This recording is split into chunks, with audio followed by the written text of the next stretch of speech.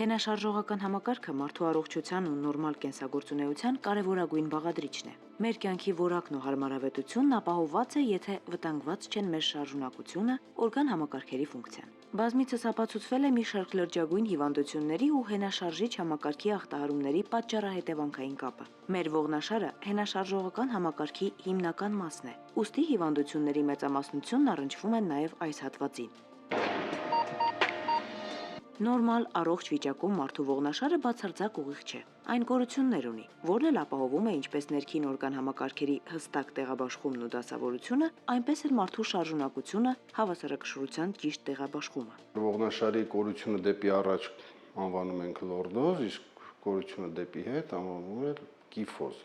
Այստեղից ելնելով բարձ է դառնում, որ մենք պետք է ունենանք պարանոցային լորդոզ, կրծքային կիֆոզ, գոտկային լորդոզ եւ սրբոսկրային կիֆոզ։ Ողնաշարը ունի 4 բաժին՝ պարանոցային, կրծքային, գոտկային եւ սրբապոչուկային։ Պարանոցային եւ գոտկային հատվածներում կոչվում են ֆիզիոլոգիական լորդոզներ։ Դրանք որոշակի հետանկումներն են ողնաշարի սյան։ Իսկ կիֆոզները դրանք կրծքային եւ սրբապոչուկային հատվածներում են, դրանք ողնաշարի որոշակի առաջանկումն են, որը մեկը մյուսին կոմպենսացնում են։ Դրանք ֆիզիոլոգիական վիճակներ են, որոնք ապահովում են որոշակի ամորտիզացիոն ֆունկցիա ողնաշարի համար, այսինքն որոշակիորեն բեռնաթափում են այն ծանրաբեռնվածությունը մարմնի, որը ընկնում է ողնաշարի վրա։ Երբ խախտվում է ողնաշարի կորությունների բնական աստիճանը, սկսվում են հիվանդագին զարգացումները։ Հիպերկիֆոզը եւ հիպերլորդոզը մարդու ողնաշարի բնական վիճակի շեղումներն են։ Կորությունները պետք է լինեն որոշակի անկյունների սահմաններում, որից ավել կորությունը արդեն անվանում է այսպես կոչված հիպերլորդոզ կամ հիպերկիֆոզ, իսկ ընդհակառակը հարթեցումը նույնպես դա դիտվում է որպես պաթոլոգիա, որպես հիվանդագին ձևափոխություն, ինչը իր հետ բերում է համապատասխան հիվանդությունների եւ սիմպտոմատիկայի առաջացում, անվանում ենք հարթեցումը, հենց այդպես էլ անվանում ենք լորդոզի կամ կիֆոզի հարթեցում։ Հիպերկիֆոզը դա կամ կիֆոտիկ կեցվածքը դա կրծքային կիֆոզի նորմայից շատացումն է։ Այս դեպքում մենք գործ ունենք կորացած մեջքի հետ եւ ունենք հիպերլորդոզ, որը նորից նորմայից շեղումն է։ Շատացած լորդոզի դեպքում գործ ունենք լորդոտիկ կեցվածքի կամ հիպերլորդոզի հետ։ Չափազանց արտահայտված կորությունները, ինչպես նաև կորության հարթեցումները վտանգավոր են, քանի որ դրանց հետևանքով կարող են դրսևորվել այլ հիվանդագին վիճակներ ևս։ Բնական կիֆոզի եւ լորդոզի առավել արտահայտված շեղումները կարող են զուգակցվել այլ հիվանդությունների հետ, ինչպես նաև առաջանալ առանձին։ Տվյալ կորությունները ապահովում են, հիմնականում ապահովում են հարողնաշարային խորանիս մականունքի հաշվին եւ տվյալ մականունքի ոչ ադեկվատ լինելը բերում են համապատասխան շեղումների առաջացման։ Կան վիճակներ, որոնք նույնպես բերում են այդ կիֆոզի լորդոզի զարգացման, տարբեր հիվանդություններ ողնաշարի, ասենք տուբերկուլոզ, տարբեր տրավմաներ, ասենք կոտրվածքներից հետո, երբ որ մենք ստանում ենք կոմպրեսիոն, ողի կոմպրեսիոն կոտրվածք, 1 կամ 2 ողի կոտրվածք, այդ դեպքում մենք ստանում ենք նաև այդ կիֆոզի եւ լորդոզի գերաշռումը։ Ողնաշարի ստատիկայի խանգարումները լինում են բնածին եւ ձեռքբերովի։ Բնածին խանգարումները կարող են նկատվել երեխայի ծննդյան պահից իսկ։ Դրանք կարող են լինել նաև ժառանգաբար փոխանցվող։ Քիչ չեն դեպքերը, երբ բնածին հիպերկիֆոզը կամ լորդոզը մոր ունեցած հիվանդությունների, նյութափոխանակային խանգարումների հետևանքն է։ Օրգանոգենեզի ժամանակահատվածում հղիության ընթացքում կրած հիվանդությունների կամ դրանց ագրեսիվ բուժումների հետևանքը։ Բավական հաճախ ողնաշարի ստատիկայի բնածին խանգարումները արտահայտվում կամ նկատվում են ավելի ուշ տարիքում։ Բնածին հիվանդությունների մասին խոսելիս, այստեղ պետք է խոսել հիմնականում օստեոխոնդրոպաթիաների մասին, այսպես կոչված շորման մահու հիվանդության մասին, որը առաջացնում է մեկ կամ մի քանի ողերի մարմինների սեպաձև դեֆորմացիաներ, որոնք որ բերում են չափից ավելի առաջանկման ֆիզիոլոգիական կիֆոզի, որը որ հիմնականում հանդիպում է երիտասարդների մեջ եւ կոչվում է այլ անվանում ունի յուվենիլ կիֆոզը։ Բնածին հիպերկիֆոզի կամ հիպերլորդոզի արտահայտմանը բնականաբար նպաստում են երեխայի կենսակերպն ու սովորությունները։ Բավական հաճախ ողնաշարի ստատիկայի խանգարումները հենց կենսակերպի ու սովորությունների դրսևորումն են։ Դրանք ի հայտ են գալիս ժամանակի ընթացքում։ Ստատիկայի խանգարումների ուժգնությունն ու բարդությունների աստիճանը խիստ անհատական է։ Ձեռքբերովի հիպերկիֆոզները եւ հիպերլորդոզները դրանք առաջանում են կյանքի ընթացքում կամ պահվածքի հետ կապված կամ էլ որևէ հիվանդության հետ կապված։ Դա կարող է լինել օրինակ ռախիտի դեպքում։ Ռախիտի ժամանակ հիպերկիֆոզն ու հիպերլորդոզը զարգանում են վիտամին D-ի պակասի հետ կապված, որի ժամանակ ոսկրերը լինում են փխրուն եւ դա զարգանում է կյանքի առաջի տարում, 5 ամսականից մինչև 1 տարեկանը ընկած հատվածում։ Բավական հաճախ գերարտահայտված լորդոզ կամ կիֆոզ նկատվում է սկոլիոզ ունեցողների մոտ։ Անմասն չեն նաև ողնաշարի այլ ախտահարումները, հիվանդությունները։ Շատ հաճախ սկոլիոզի տակ բոլոր դեֆորմացիաներն են ներկայացնում։ Սկոլիոզը այդ հիվանդություն է, ողնաշարի հիվանդությունը եւ սկոլիոզի ժամանակ պարտադիր ողնաշարի եռաչափ դեֆորմացիա։ Երբ որ մեր ողը ոչ թե թեքվում է մի կողմի վրա ողնաշարը, այլ նաեւ մեր ողերը ֆռում են։ Ու առաջանում է բացի դեֆորմացիայի, ողնաշարի դեֆորմացիայից առաջանում է նաեւ կողի կուզություն, կողի կուզ։ Մեր օրերում ողնաշարի ստատիկայի խանգարումների առաջացմանը նպաստող հարյուրավոր պատճառներ կան։ Սա համարվում է քաղաքակրթության զարգացմանը զուգահեռ հաճախակիացող վիճակ։ Տևական ժամանակ նստակյաց կյանքը, ժամերով համակարգչի մոտ մեծամասամբ անհարմար դիրքով նստելը նպաստում է ստատիկայի խանգարումներին։ Ապացուցվել է, որ մեր օրերում չնայած գիտության ու տեխնիկայի զարգացման արագությանը, գրասենյակներում չեն պահպանվում էրգոնոմիկայի համապատասխան, այսինքն մարմնի բնական դիրքին հարմար կահույքի ընտրության կանոնները։ Սա մեծագույն խնդիր է ամբողջ աշխարհում։ Արդյունքում տևական ժամանակ անհարմար դիրքը բերում է ողնաշարի աստիճանական ու աստիճանաբար ձևախեղման։ Հենաշարժական համակարգի ողնաշարի խնդիրների առաջացած պատճառները, ռիսկի գործոնները բազմաթիվ են։ Ռիսկի գործոններից պետք է նշել հիպոդինամիկ ապրելակերպը, այսինքն շարժունակության բացակայությունը, նստակյաց աշխատանք, սպորտով քիչ զբաղվելը, սխալ ապրելակերպը, սննդի վիտամիններով եւ միներալ նյութերով սննդի թեր հագեցվածությունը, բազում նման պատճառներ։ Շատ մեծ դեր ունեն մանավանդ ստատիկ ծանրաբեռնվածությունները։ Ստատիկ ծանրաբեռնվածությունները շատ հաճախ կրում են, կարող են նշել նույն ստոմատոլոգները, նույն ասենք վարսավիրները, վարորդները,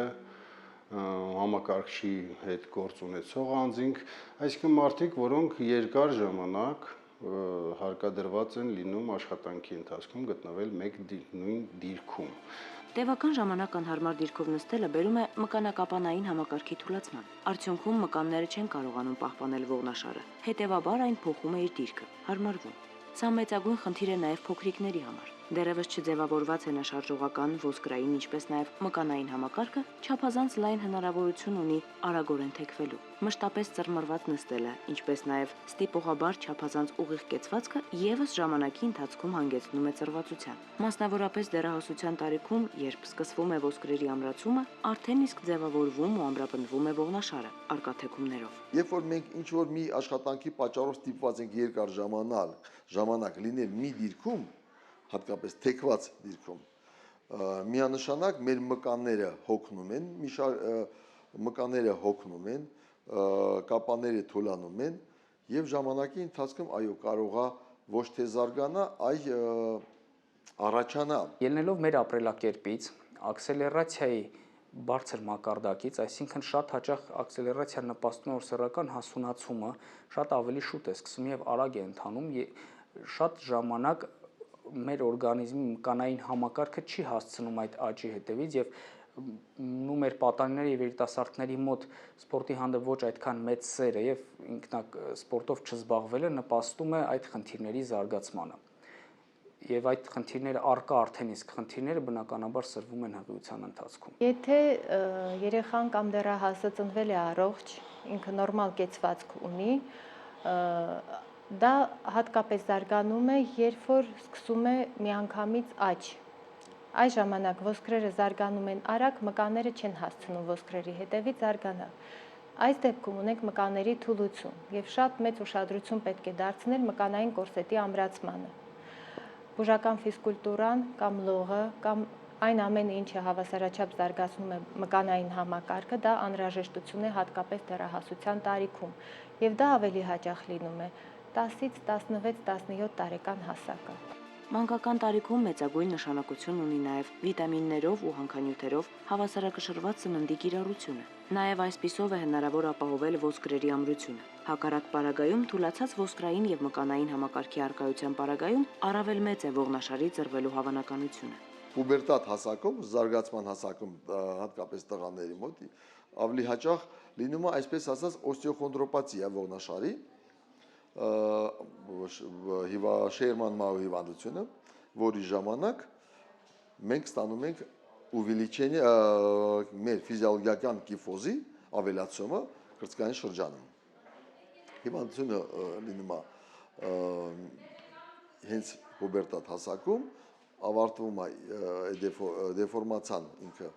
ֆիքսվում է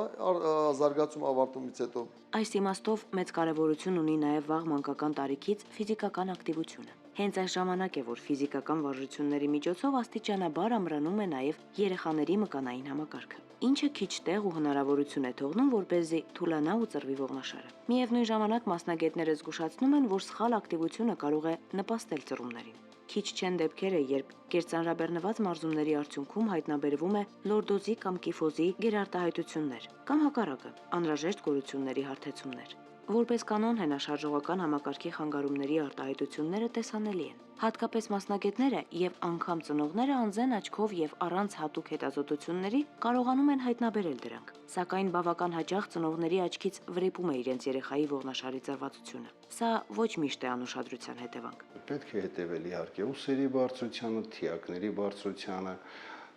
տազի թևերի բարձրությանը, երեխայի կռանալուց մեջքի սիմետրիկությանը։ Շատ կարևոր է որպեսզի շուտ կանխարգելել, շուտ տեսնել թե ինչ խնդիր երբ է առաջանում, որովհետև փոքր տարիքից ավելի հեշտ է այն ուղղելը, քան մեծ տարիքում։ Մեծ տարիքում շատը փորձում ենք կանխարգելել, այլ ոչ թե բուժել, չթողել որպեսզի այն խորանա, իսկ փոքր տարիքում, երբ որ ախտորոշում ենք, արդեն կարելի է մեծ արդյունավետություն ունենալ։ Թե մանկական, թե առավել հասուն տարիքում ողնաշարի ստատիկայի խանգարումներն ունենում են իրենց դրսևորումները մարդու կենսակերպի վրա։ Ծրված ողնաշարը ժամանակի ընթացքում սկսում է ճնշել հարակից հյուսվածքները, մկանային, անոթային համակարգերը։ Այն մարդիկ, ովքեր հիպերլորդոզ կամ հիպերկիֆոզ ունեն, ժամանակի ընթացքում սկսում են առավել շատ գանգատվել հենաշարժողական համակարգի ցավերից։ Անբնական վիճակը, կեցվածքի աստիճանական փոփոխությունները բերում են անհարմար դիրքի։ Ժամանակի ընթացքում անհարմար դիրքը մկանային համակարգի համար լրացուցիչ ծանրաբեռնվածություն ու անհարմարություն է ապահովում, եւ արդյունքում անտանելի մկանային ու նյարդային ցավեր են նկատվում։ Օրինակ մարդու գլուխը միջինում կշռում է 5-5.5 կիլոգրամ։ Այսինքն ինքը ողնաշարի պարանոցային հատվածի վրա, երբ որ ինքը գտնվում է ճիշտ իր տեղում, ազդում է 5-5.5 կիլոգրամ քաշով։ Բայց պատկերացրեք, որ բավական է, որ իսկ որն է այդ ճիշտ դիրքը։ Ճիշտ դիրքը նա է, երբ որ արտաքին ականջի անցքը համապատասխանում է ուսա գլխին։ Դա համարվում է գանգի ճիշտ դիրքը։ Հիմա պատկերացրեք, որ երբ որ դա ապացուցված է, հաստատված է, հաշվարկված է, որ երբ որ մարդու գլուխը 2.5-3 սանտիմետր առաջ է գալիս այդ միջին գծից, գլխի ծանրությունը ողնաշարի վրա մոտ եռապատկվում է։ Այսինքն գլուխը սկսում է ազդել ողնաշարի վրա մոտ 15 կիլոգրամ քաշով։ Դե առաջացած այդ 2.5-3 սանտիմետր ուժի բազուկի պատճառով։ Հիմա պատկերացնենք, երբ որ մարդը ամբողջ մարմինն է թեքում առաջ կամ կողք կամ ետ։ Ողջ մարմինը արդեն բավականին ծանր է կշռում եւ հետեւաբար նույն ուժի այդ հսկա ազդեցությունը ողնաշարի վրա բերում է արդեն որոշակի դեգեներացիաների առաջացման, որոշակի հիվանդությունների առաջացման։ Հետեւաբար կեցվածքը նույնպես շատ կարևոր գործոն է այս դեպքում։ Հիպերկիֆոզի ժամանակ մենք գործ ունենք կլինիկական բնորոշ պատկերի վրա։ Պացիենտները շատ անգամ նշում են ցավեր միջթիակային տարածքում, պարանոցային հատվածում, երբեմն լինում է թուլություն, թմրածություն ձեռքերում։ Նրանց կեցվածքը յուրահատուկ է, լինում է գլուխը առաջ, ուսերը առաջ թեքված, կրծքավանդակը դուրս ընկած, շատ անգամ երբ որ ներշնչում է լինում, կրծքավանդակը չի ուղղվում։ Լորդոտիկ կեցվածքը շատ անգամ լինում է նաև կոմպենսատոր։ Հիպերլորդոզի ժամանակ լինում է կոմպենսատոր, դա շատ անգամ լինում է ճարպակալած գեր մարդկանց մոտ։ լինում է նաև հղիների մոտ, եւ այս դեպքում շատ հաճախ իրենք նշում են գոտկային ցավեր։ Սակայն ցավերը ոչ միայն տեղային բնույթի են։ Շարունակաբար սեղմվող անոթային համակարգը եւս տուժում է։ Վտանգվում է նորմալ առնամատակարարումը, հետևաբար նաև օրգանհամակարգերում թթվածնային փոխանակությունը։ Սա բերում է տարբեր օրգանների ֆունկցիայի խանգարման, նյութափոխանակային խանգարումների։ Այն մարդիկ, ովքեր ողնաշարային թեքումներ ունեն, հաճախ են նշում գլխացավերի առկայության մասին։ Արդյունքում աշխատունակության անկում, տրամադրության վատացումներ, դեպրեսիվ վիճակներ, ոչնչով չպայմանավորված անհանգստություններ եւ նյարդայնություն է նկատվում։ Իր հետ բերում է այնպիսի սիմպտոմներ, որոնց մասին մարդիկ շատ հաճախ նույնիսկ չեն էլ կասկածում, ինչպես այդ դրանք են օրինակ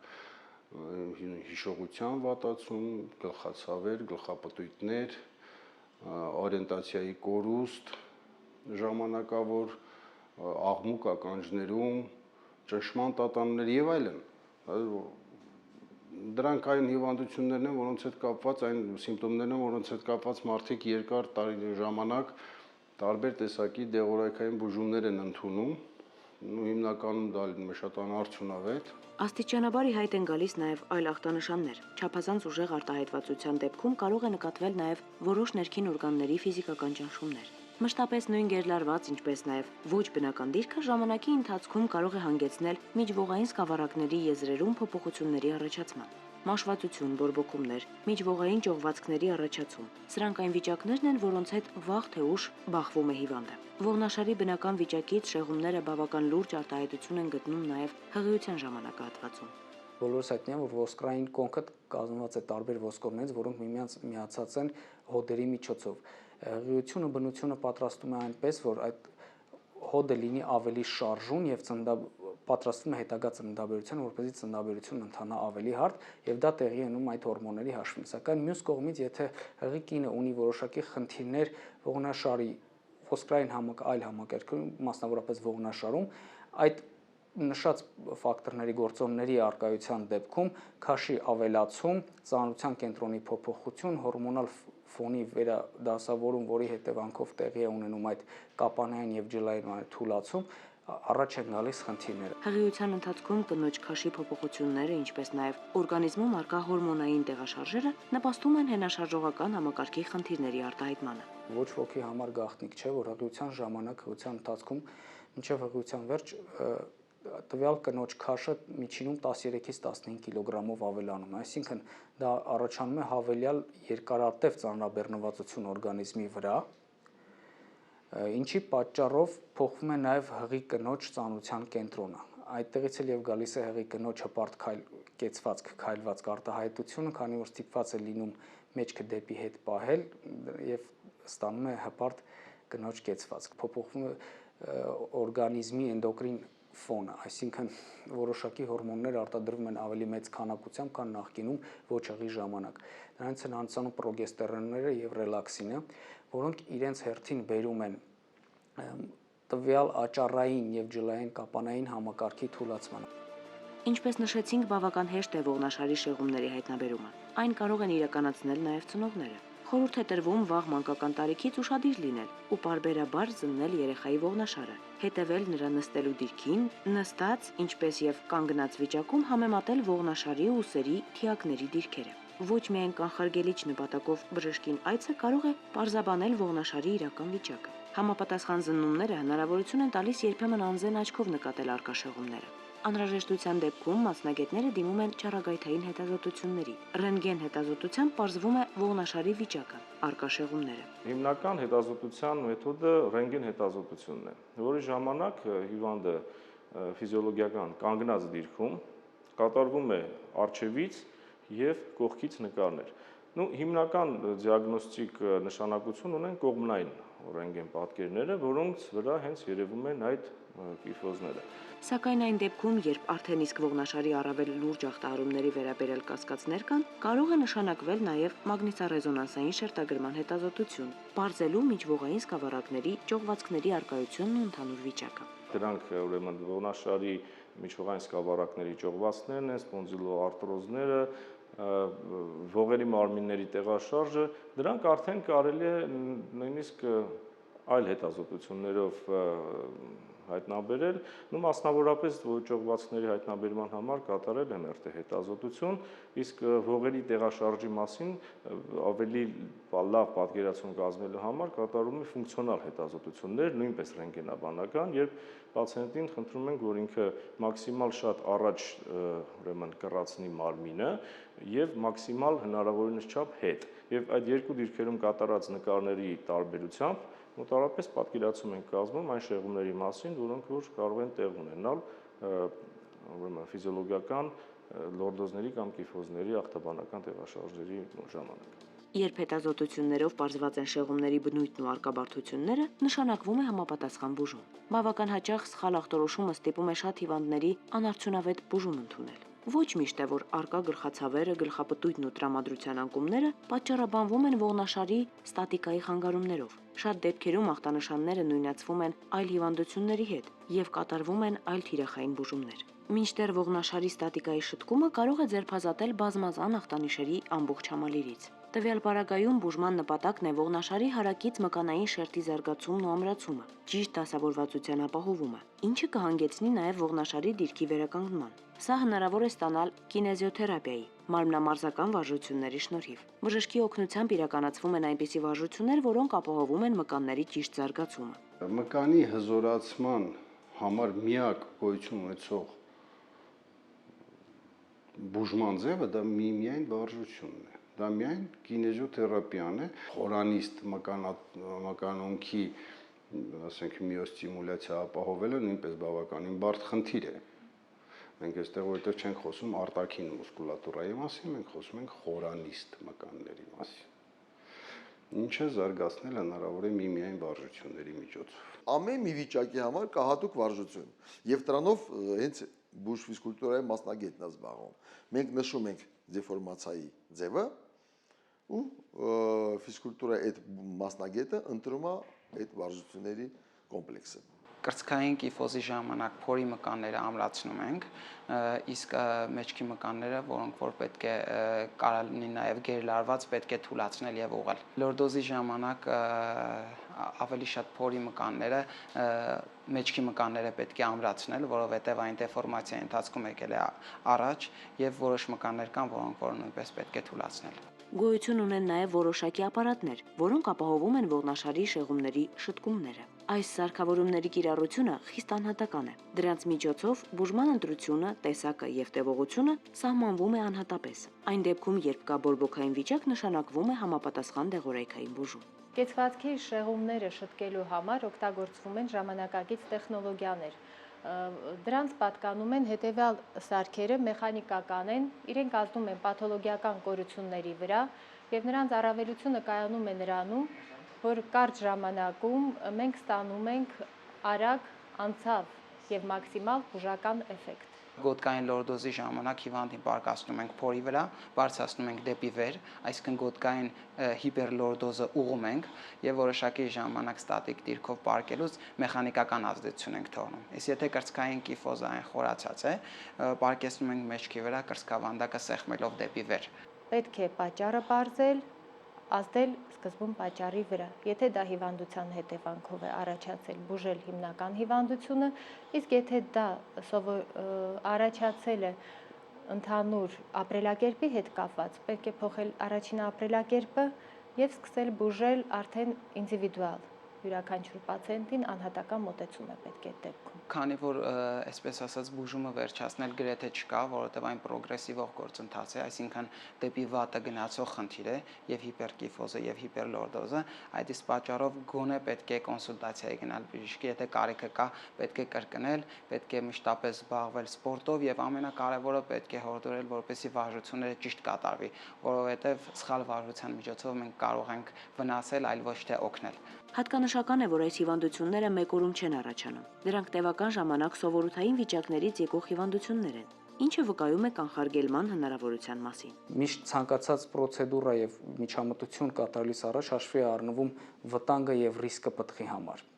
Այդ իսկ պատճառով խորհուրդ կտամ բոլոր կանանց, բոլոր աղջիկներին, որոնք որ պատրաստվում են հղիության, հղիանալուն, եթե ունեն ինչ-որ խնդիրներ կապված ողնաշարի հետ, ոսկրային համակարգի ցավեր, ինչ-որ գանգատներ, դիսկոմֆորտի զգացում, դիմել համապատասխան մասնագետներին, ստանալ համապատասխան բուժում, որից հետո նոր գնալ հղիության, որպեսզի հղիության ընթացքում չունենան խնդիրներ եւ գանգատներ։ Այն երեխաների մոտ, ովքեր որևէ տեսակի ֆիզիկական ակտիվություն ունեն, մի քանի անգամ փոքրանում է ողնաշարի կեցվածքի խանգարումների հավանականությունը։ Իսկ ճիշտ ֆիզիկական ակտիվությունը բացառում է դրանք, եթե չկան այլ համակարգային խնդիրներ կամ ժառանգական նախատրամադրվածություն։ Հիպերկիֆոզի կամ լորդոզի առկայությունը բուժելի է, սակայն այն տևական ջանքեր եւ հետեւողականություն է պահանջում։ Անուշադրությունը, կիսատ թողնված բուժումն ու նախկին կենսակերպին վերադառնալը լիարժեք հնարավորություն են կրկնելու հիվանդագին վիճակների զարգացումը։